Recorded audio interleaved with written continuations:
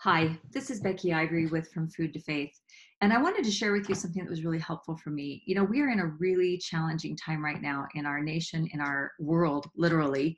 And there's a lot of anxiety and stress that goes around. And a big part of my journey from relying on food to relying on faith is dealing with that anxiety in a productive, good way. So I woke up with anxiety today, a little bit nervous about where all this is going. And I decided to grab my trusty journal and start doing some writing and really think through that for myself. And as I got curious and asked myself, what would I have to believe to feel this way?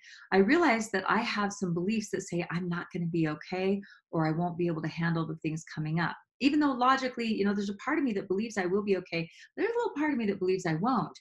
And I realized that is the exact opposite of what our Heavenly Father has taught us. Throughout the scriptures, He's taught us that sometimes we go through really difficult things, and that if we trust Him, we will actually be better. We will be happier because of the experiences that we go through. And the four examples that I thought of immediately as I was journaling was Moses, Joseph of Egypt, the family of Nephi, and the brother of Jared and his family. All of these examples were taken out of situations that were comfortable. Now, of course, in Moses' situation, the people were slaves, not so comfortable.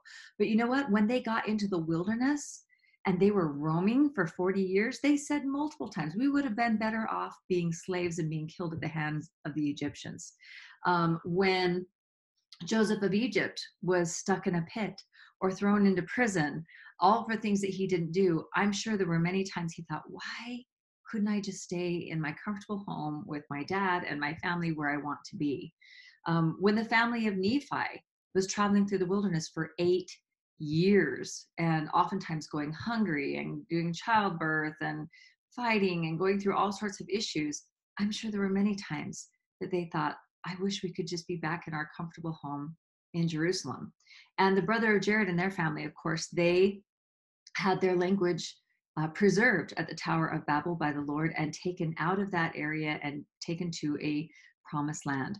Each of these examples were brought to what was called by the Lord a promised land. And in the end, it did turn out to be amazing. And when they were all through with the difficult journey, it was easy for them to drop to their knees and thank the Lord that He had taken them through the wilderness and the challenges that they had been through. But when you're in the wilderness, it's really hard to see that. Right now, as you watch the news, as you scroll through Facebook, you might begin to see, wow, we really are in a wilderness. We are struggling. We don't really know what direction we're going or what's coming next. And it can be kind of scary. That if you will trust the Lord, if you will serve Him and serve those around you, you will find that He will eventually lead you to the promised land. Next week, I'm going to give you a quick example of how you can work to hear Him at this time and be in tune with His voice. Go have a wonderful day and good luck in your journey from food to faith.